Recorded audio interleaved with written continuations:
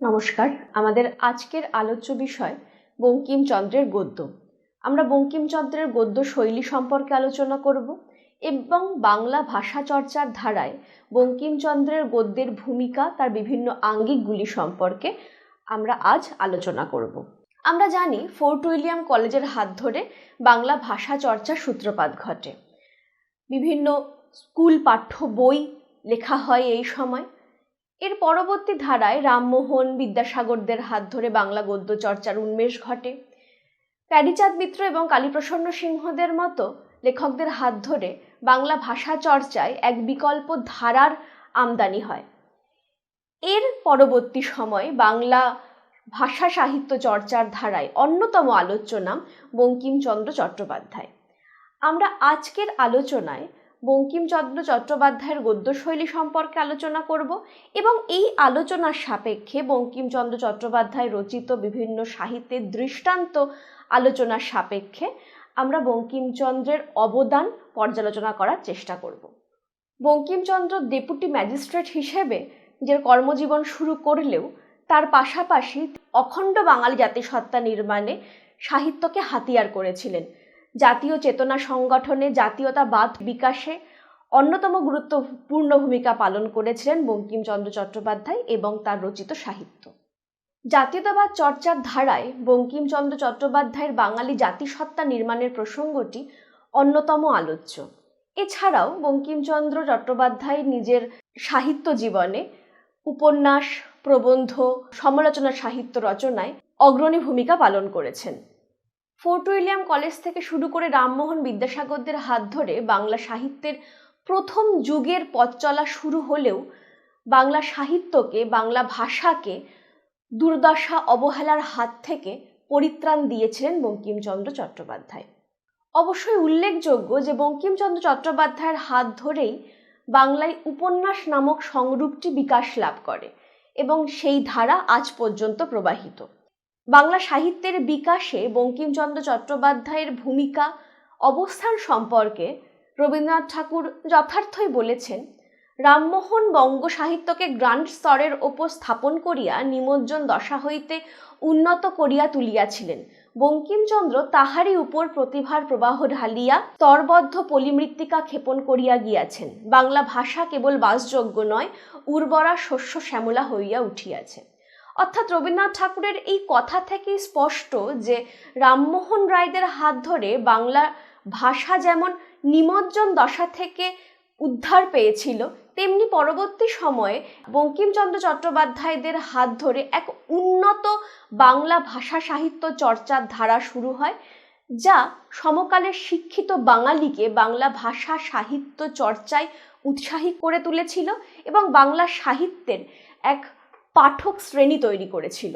বঙ্কিমচন্দ্র চট্টোপাধ্যায় ছাত্রজীবন থেকেই সাহিত্য জগতে অনুপ্রবেশ করেছিলেন। পরবর্তীকালে উপন্যাস, প্রবন্ধ, রম্যরচনা, দর্শন, সাহিত্য, বিজ্ঞান, অর্থনীতি বিষয়ক বিভিন্ন বক্তব্য পেশ করেছেন তার উপন্যাস এবং প্রবন্ধের মাধ্যমে। বঙ্কিমচন্দ্র চট্টোপাধ্যায়কে আমরা উপন্যাসের জনক বলতে পারি।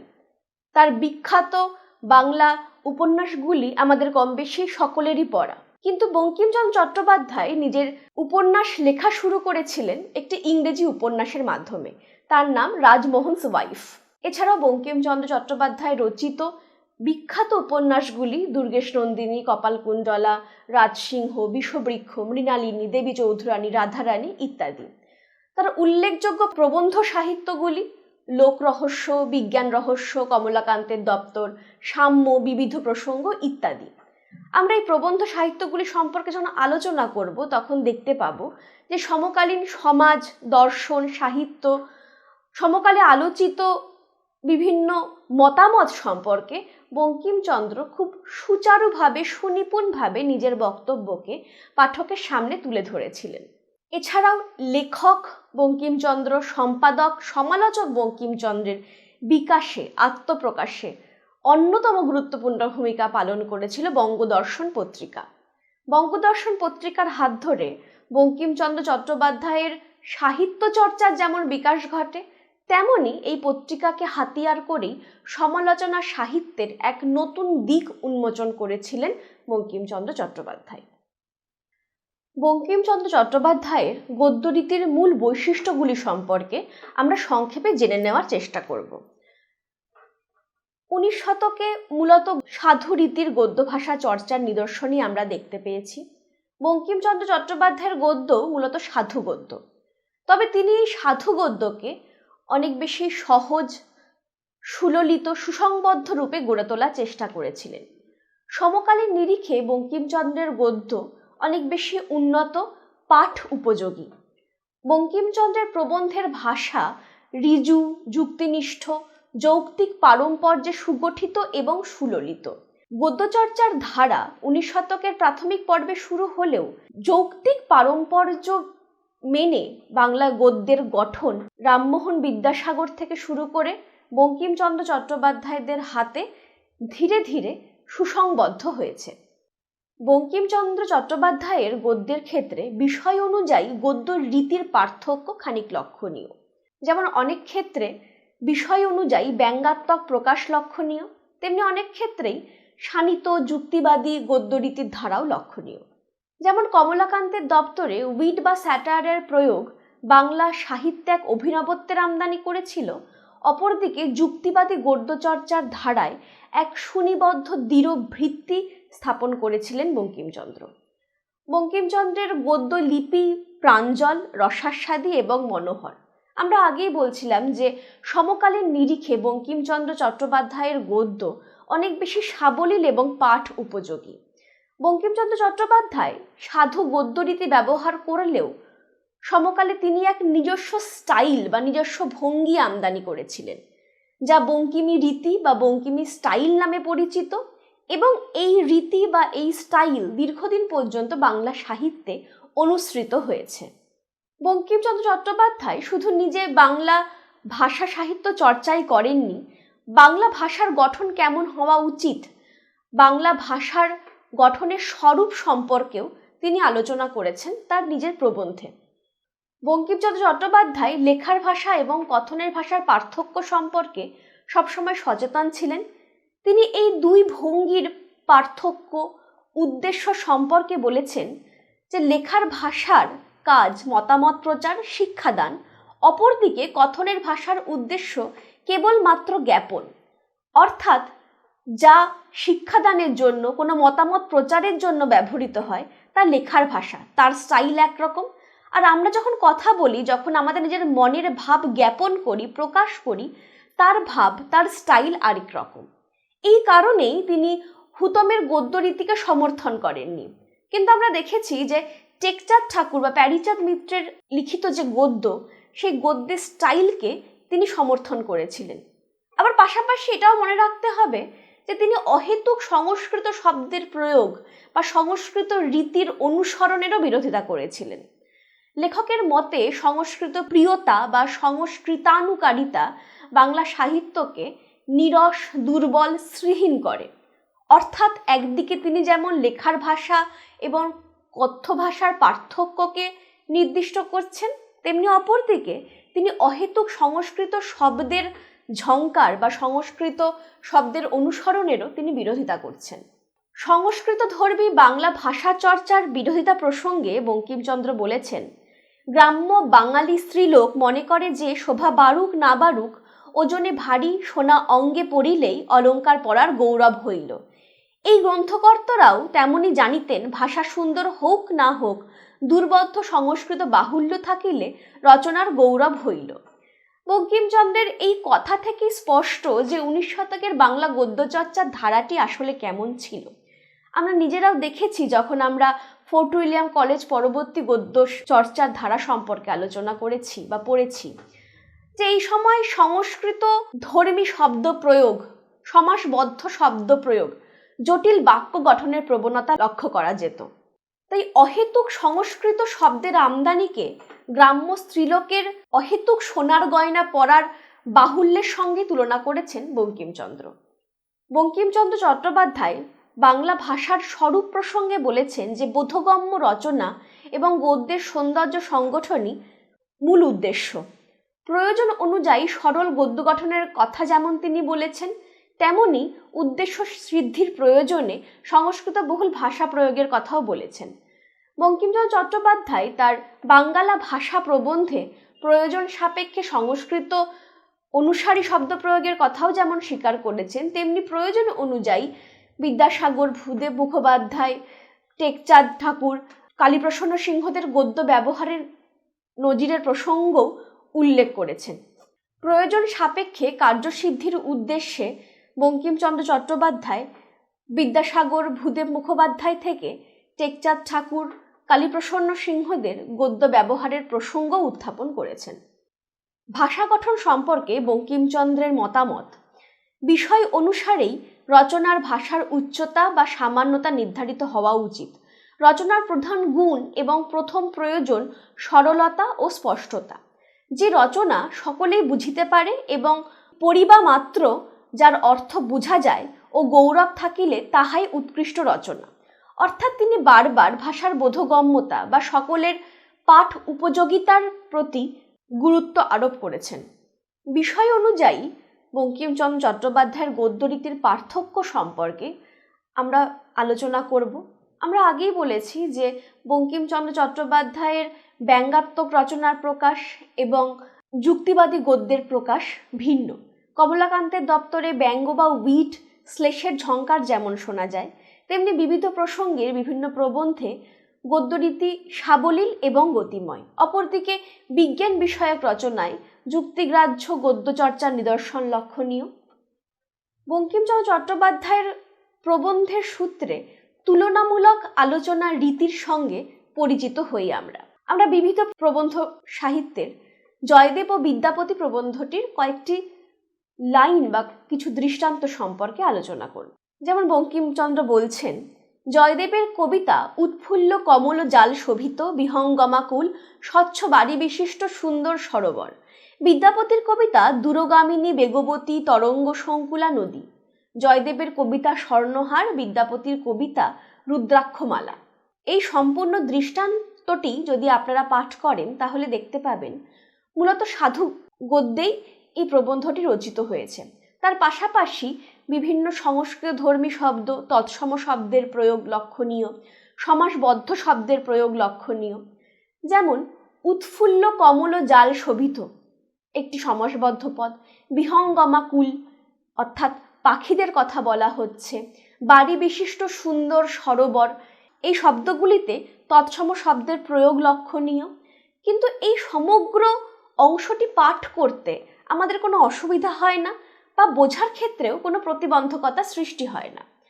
অর্থাৎ রামমোহন রায়দের গদ্যের ক্ষেত্রে আমরা বাক্য গঠনে যে জটিলতা দেখতে পেয়েছিলাম, যে আন্বয়িক জটিলতা দেখতে পেয়েছিলাম, বঙ্কিমচন্দ্র চট্টোপাধ্যায়ের প্রবন্ধে সেই জটিলতা অনেকটাই কাটিয়ে উঠতে পেরেছি আমরা আরেকটি উদাহরণ দেখি তুলনামূলক সাহিত্য চর্চার, শকুন্তলা, মিরান্দা ও দেশদিবনা। এটিও বিবিধ প্রসঙ্গের একটি উল্লেখযোগ্য প্রবন্ধ। যেমন শেক্সপিয়ারের এই নাটক সাগরবৎ, কালিদাসের নাটক নন্দন কানন তুল্য। কাননে সাগর তুলনা হয় না। যাহা সুন্দর, যাহা সুদৃশ্য, যাহা সুগন্ধ, যাহা সুরভ, যাহা মনোহর, যাহা সুখকর, তাহাই এই নন্দন কাননে অপর্যাপ্ত স্তূপীকৃত রাশি রাশি অপরিমেয়। এই অংশে দেখুন খুব ছোট ছোট বাক্য গঠনের নজির লক্ষণীয়। ফলে আমাদের বাক্য বোঝার ক্ষেত্রে কোনো অসুবিধা তৈরি হচ্ছে না। কিন্তু পাশাপাশি আমরা বিভিন্ন তৎসম শব্দের প্রয়োগ এখানে দেখতে পাচ্ছি। যেমন সাগরবৎ, নন্দন কানন তুল্য ইত্যাদি।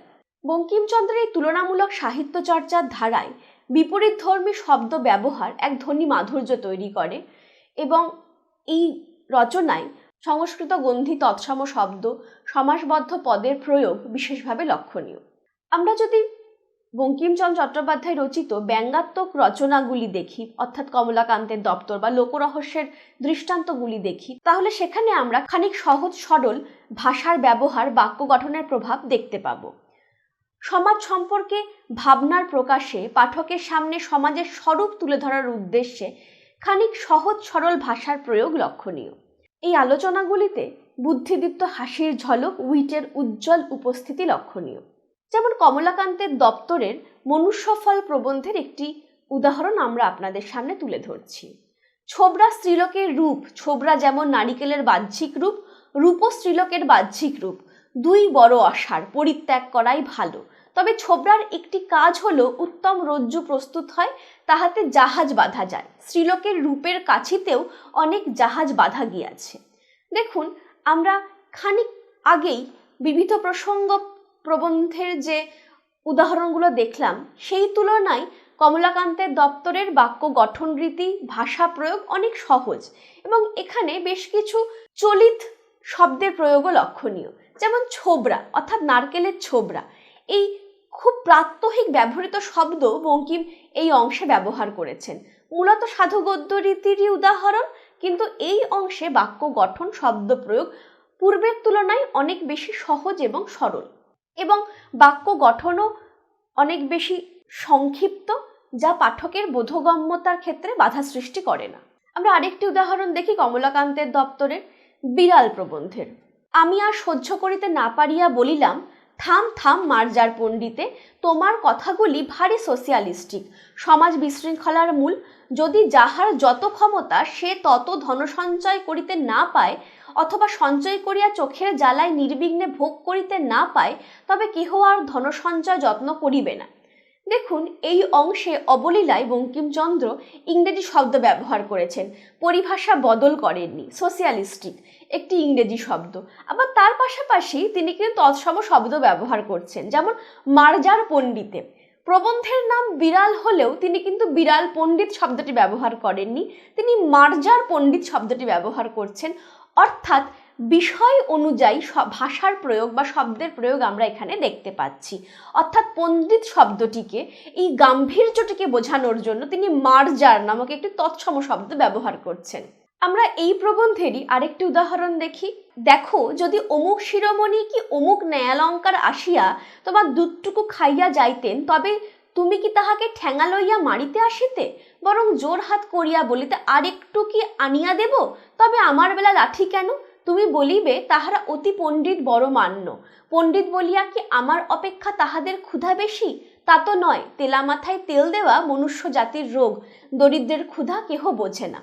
সমাজের যে ধন বৈষম্য, সেই বৈষম্যকে এত সহজ সরল ভাষায় বঙ্কিমচন্দ্র প্রকাশ করেছেন, যা আজও আমাদের সমাজ সম্পর্কে একটি ধারণা তৈরিতে সাহায্য করে। কিন্তু এই গদ্যরীতির দিকে যদি আমরা তাকাই, তাহলে আমরা দেখতে পাবো যেখানে বেশ কিছু চলিত শব্দ ব্যবহার করা হয়েছে। যেমন ঠ্যাঙা একটি চলিত শব্দ, আবার দেখুন যেমন অমুক শিরোমণি অমুক ন্যায়ালঙ্কার, এই বাক্য গঠনের মধ্যেও এক ধরনের চলিত রীতির প্রয়োগ রয়েছে। আবার আমরা শেষ লাইনে যেমন দেখেছি তেলা মাথায় তেল দেওয়া, একটা খুব পরিচিত প্রবাদ, সেটি বঙ্কিম তার লেখায় ব্যবহার করছেন। অর্থাৎ বিষয় অনুযায়ী বাক্যরীতির পার্থক্য, ভাষা গঠনের পার্থক্য, শব্দ চয়নের পার্থক্য আমরা দেখতে পাই। সমাজের ধনবৈষম্য, সামাজিক অবস্থান, মনুষ্য চরিত্র সম্পর্কে এত সহজ সরল ভাষায় পাঠককে অবগত করার নজির সত্যি খুব একটা বেশি দৃষ্ট হয় না। ব্যঙ্গধর্মী রচনার ক্ষেত্রে রূপকের আশ্রয়ে তিনি সমাজের প্রতিচ্ছবি তুলে ধরেছেন, এবং এক্ষেত্রে সাধু গদ্য রীতি ব্যবহৃত হলেও বোধগম্য, তরল, সহজ সাধুরীতির প্রয়োগ লক্ষণীয়। আমরা এমনই আরেকটি ব্যঙ্গাত্মক রচনার উদাহরণ দেখে নেব, ব্যাঘ্রাচার্য বৃহল্লাঙ্গুলের। তখন এই জন্মভূমি আমার মনে পড়িত, তখন আমি হাউ হাউ করিয়া ডাকিতে থাকিতাম, হে মা তো সুন্দরবন, তুমি কি আমাকে কখনো ভুলিতে পারিবে? আহা, তোমাকে যখন মনে পড়িত তখন আমি ছাগ মাংস ত্যাগ করিতাম, মেষ মাংস ত্যাগ করিতাম, অর্থাৎ অস্থি এবং চর্মমাত্র ত্যাগ করিতাম। অর্থাৎ এখানে একজন বাঘ তিনি তার সুন্দরবন অর্থাৎ জন্মভূমিকে ত্যাগ করে আসার কাহিনী বলছেন, এবং সেটা খানিকটা মজার ছলে, স্যাটায়ারের ছলে এখানে বলা হচ্ছে, ব্যঙ্গের ছলে এখানে বলা হচ্ছে। কারণ দেখুন, এই ব্র্যাকেটের যে কথাটা, অর্থাৎ অস্থি ও চর্মমাত্র ত্যাগ করিতাম, এই গোটা প্রবন্ধটি পড়লেই আপনাদের এক ধরনের হাসির উদ্রেক হবে, কিন্তু তার পাশাপাশি এক ধরনের সমাজের বিভিন্ন মানুষের অবস্থান সম্পর্কে এক কষাঘাতের চিহ্ন আমরা কিন্তু এখানে দেখতে পাই। এই ভাষা প্রয়োগ যদি আমরা দেখি তাহলে দেখব যে হে মাতো সুন্দরবন, এখানে এই শব্দের প্রয়োগ যেমন আমরা দেখতে পাই, মাতো নামক একটি সংস্কৃতধর্মী শব্দের প্রয়োগ যেমন দেখতে পাচ্ছি, তেমনি পাশাপাশি আমি হাউ হাউ করিয়া ডাকিতে থাকিতাম, যে হাউ হাউ এই শব্দগুলো, এই চলিত শব্দের প্রয়োগও কিন্তু আমরা দেখতে পাচ্ছি। আমরা এই প্রবন্ধেরই আরেকটি অংশ দেখি। বোধ হইল তিনি অশ্রুপাত করিতেছিলেন এবং দু এক বিন্দু স্বচ্ছ ধারা পতনের চিহ্ন ভূতলে দেখা গিয়াছিল, কিন্তু কতিপয় যুবা ব্যাঘ্র তর্ক করেন যে সে বৃহল্লাঙ্গুলে অশ্রুপতনের চিহ্ন নহে, মনুষ্যালয়ের প্রচুর আহারের কথা স্মরণ হইয়া সেই ব্যাঘ্রের মুখে লাল পড়িয়াছিল। এখানেও এই যে লাল শব্দের প্রয়োগ আমরা দেখতে পাচ্ছি, পাশাপাশি দু ধরনের শব্দের প্রয়োগই আমরা দেখতে পাচ্ছি। একদিকে তৎসম শব্দের প্রয়োগ দেখতে পাচ্ছি, তার পাশাপাশি কিছু সাধারণ চলিত শব্দের প্রয়োগ দেখতে পাচ্ছি, এবং যাকে বঙ্কিমচন্দ্র একই সাথে একটা সাধু গদ্যরীতির ধারায় সংযুক্ত করছেন। ব্যঙ্গধর্মী রচনার ক্ষেত্রে আমরা যে ভাষার প্রয়োগ দেখতে পেলাম, ধর্ম বিষয়ক আলোচনায় আমরা সে ধরনের ভাষার প্রয়োগ বা ভাষার ব্যবহার দেখতে পাবো না। বঙ্কিমচন্দ্র চট্টোপাধ্যায় নিজেই বলেছেন যে এই ধর্মতত্ত্বের আলোচনা খানিক নিরস দুরহ এবং বাক্য গঠন পদ্ধতিও খানিক জটিল। আমরা ছোট্ট একটি উদাহরণ দেখি। সেই ব্রহ্ম জানিতে পারিলে সেই জগতের অন্তরাত্মা পরমাত্মার সঙ্গে আমাদের কি সম্বন্ধ, এবং জগতের সঙ্গেই বা তাহার বা আমাদের কি সম্পর্ক, তাহা জানিতে পারিলে বুঝা যাইতে পারে যে এ জীবন লইয়া কি করিতে হইবে। আমরা একটু দীর্ঘ বাক্যের গঠন এখানে দেখতে পেলাম, অর্থাৎ আগের দৃষ্টান্তগুলিতে যেমন সহজ ছোট বাক্যের গঠন আমরা দেখতে পেয়েছিলাম, সরল বাক্যের গঠন দেখতে পেয়েছিলাম, এই অংশে আমরা কিন্তু একটু দীর্ঘ বাক্যের গঠন দেখতে পাচ্ছি, অর্থাৎ এখানে আন্বয়িক গঠনটি জটিল। আমরা বিবিধ প্রসঙ্গের উত্তরচরিত অংশের কিছু উদাহরণ দেখে নেব। এই অংশ পাঠ করলে পাঠকের কানে এক ধরনের শ্রুতি মাধুর্য তৈরি হয়, এক ধরনের সুরঝঙ্কার তৈরি হয়। যেমন, যেখানে সুদৃশ্য বৃক্ষ প্রফুল্ল কুসুম সুললিত সুবাসিত বাড়ি, যেখানে নীল মেঘ উত্তুঙ্গ পর্বত মৃদু নিনাদিনী নির্ঝরিণী শ্যামল কানন তরঙ্গ সংকুলা নদী, যেখানে সুন্দর বিহঙ্গ ক্রীড়াশীল কড়িশাবক সরল স্বভাব কুরঙ্গ, সেইখানে কবি দাঁড়াইয়া একবার তাহার সৌন্দর্য দেখাইয়াছেন। অর্থাৎ এখানেও আমরা দীর্ঘ বাক্যের গঠন যেমন দেখতে পেলাম, সেখানে পরপর কতকগুলি তৎসম শব্দের প্রয়োগ দেখতে পাচ্ছি, কিন্তু এই প্রত্যেকটি শব্দের পাশাপাশি অবস্থান এক ধরনের শ্রুতি মাধুর্য তৈরি করছে, এক ধরনের সুরঝঙ্কার তৈরি করছে। আমরা দেখতে পাবো এখানে যেমন বৃহঙ্গ কড়িশাবক কুরঙ্গ এই শব্দগুলির প্রয়োগ এখানে লক্ষণীয়। বিহঙ্গ অর্থাৎ পাখি, কড়িশাবক অর্থাৎ হস্তি শাবক বা হাতির শিশু, কুরঙ্গ অর্থাৎ হরিণ, এই শব্দগুলির প্রয়োগ আমরা এখানে দেখতে পাই। আবার দেখুন, যখন আমরা বঙ্গদেশের কৃষক এই প্রবন্ধটি পাঠ করব, সেখানে বেশ কিছু চলিত শব্দের প্রয়োগ দেখতে পাব। যেমন, উহাদের এই ভাদ্রের রৌদ্রে মাথা ফাটিয়া যাইতেছে, তৃষ্ণায় ছাতি ফাটিয়া যাইতেছে, তাহারা নিবারণের জন্য অঞ্জলি করিয়া মাঠের কর্দম পান করিতেছে, ক্ষুধায় প্রাণ যাইতেছে, কিন্তু এখন বাড়ি গিয়া আহার করা যাইবে না, এই চাষের সময়। সন্ধ্যাবেলায় গিয়া উহারা ভাঙা পাতরে রাঙা রাঙা বড় বড় ভাত নুন লঙ্কা দিয়া আধা পেটা খাইবে। অর্থাৎ এখানে মূলত সাধু গদ্য রীতি ব্যবহৃত হলেও নুন লঙ্কা ভাত এই ধরনের সহজ প্রাত্যহিক ব্যবহৃত শব্দের প্রয়োগও লক্ষণীয়। আবার পাশাপাশি নিবারণ অঞ্জলি কর্দম ইত্যাদি তৎসম শব্দের প্রয়োগও লক্ষণীয়। এবার আমরা সাম্য প্রবন্ধের একটি অংশ পাঠ করব। এখানে মূলত স্ত্রী পুরুষের সমানাধিকার নিয়ে লেখক আলোচনা করেছেন। স্ত্রীগণ মনুষ্য জাতি, অতএব স্ত্রীগণ পুরুষের তুল্য অধিকারশালিনী। যে যে কার্যে পুরুষের অধিকার আছে, স্ত্রীগণেরও সেই কার্যে অধিকার থাকা ন্যায়সঙ্গত। কেহ কেহ উত্তর করিতে পারেন যে স্ত্রী পুরুষে প্রকৃতিগত বৈষম্য আছে, পুরুষ বলবান, স্ত্রী অবলা, পুরুষ সাহসী, স্ত্রী ভীরু, পুরুষ ক্লেশ সহিষ্ণু, স্ত্রী কোমলা, ইত্যাদি ইত্যাদি। এই লেখাটি মূলত প্রচারমূলক লেখা হওয়ায় এখানে সহজ বাক্য গঠনের রীতি অনুসৃত হয়েছে। কিছু কিছু তৎসম শব্দ এবং সমাসবদ্ধ পদের ব্যবহার লক্ষিত হলেও এই অংশটি পাঠে পাঠকের প্রতিবন্ধকতা সৃষ্টি হয় না। যেমন সমানাধিকার বিশিষ্ট, অধিকারশালিনী, এই শব্দগুলি সমাসবদ্ধ পদ। এছাড়াও মনুষ্য, ক্লেশ সহিষ্ণু ইত্যাদি তৎসম শব্দের প্রয়োগও লক্ষণীয়। এবার আমরা কিছু উপন্যাসের উদাহরণ দেখে নিই। আমরা এতক্ষণ পর্যন্ত প্রবন্ধ সাহিত্য সম্পর্কে আলোচনা করলাম। এবার আমরা বঙ্কিমচন্দ্র চট্টোপাধ্যায় রচিত কিছু উপন্যাসের উদাহরণ দেখে নেব। যেমন দুর্গেশ নন্দিনী উপন্যাসটির একটি উদাহরণ। বর্ধমানে উপনীত হইয়া রাজা দেখিলেন যে সৈয়দ খাঁ আসেন নাই, কেবলমাত্র দূত দ্বারা এই সংবাদ পাঠাইয়াছেন যে সৈনাদি সংগ্রহ করিতে তাহার বিস্তর বিলম্ব সম্ভাবনা। এই অংশেও আমরা সাধুরীতির প্রয়োগ দেখতে পাই, কিন্তু এতক্ষণ পর্যন্ত বঙ্কিমের প্রবন্ধ পড়তে পড়তে বা বঙ্কিমের লেখার উদাহরণ বা দৃষ্টান্তগুলি দেখতে দেখতে আমরা বুঝতে পারছি যে বঙ্কিমের লেখা পাঠে সাধারণত পূর্ববর্তী ধারায় যে সমস্যা তৈরি হচ্ছিল, যে প্রতিবন্ধকতা সৃষ্টি হচ্ছিল, সেই প্রতিবন্ধকতা সৃষ্টি হচ্ছে না। তার বড় কারণ বাংলা বাক্য গঠনের যে আন্বয়িক স্টাইল, যে সিনট্যাক্সের যে স্টাইল, সেই স্টাইল অনেক বেশি সহজ, সরল, বোধগম্য হয়েছিল বঙ্কিমচন্দ্র চট্টোপাধ্যায়ের হাত ধরে। বিষবৃক্ষ উপন্যাসের একটি উদাহরণ দেখি।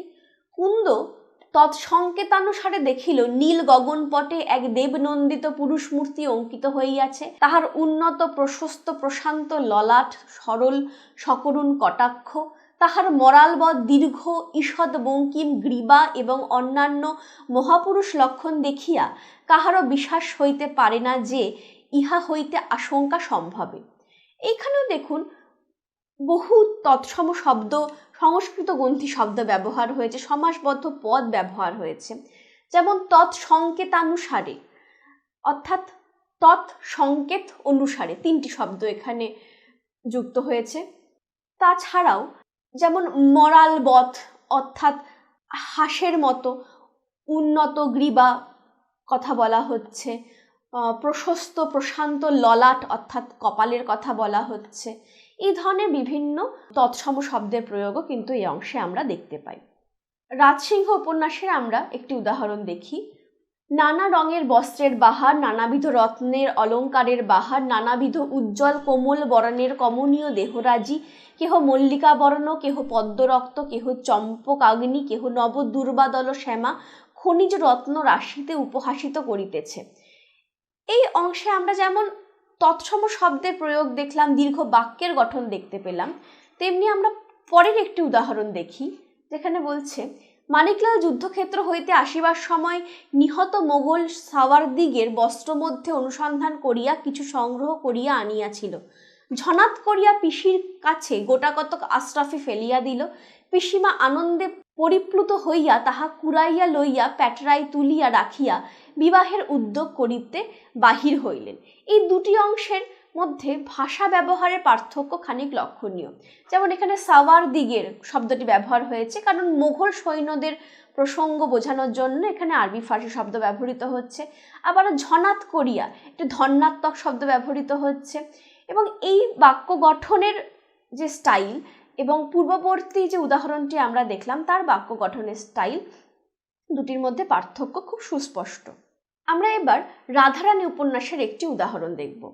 আমি সেদিন নৌকাপথে রথ দেখিতে আসিয়াছিলাম, পাছে কেহ জানিতে পারে, এই জন্য ছদ্মবেশে রুক্মিণী কুমার রায় পরিচয়ে লুকাইয়া আসিয়াছিলাম।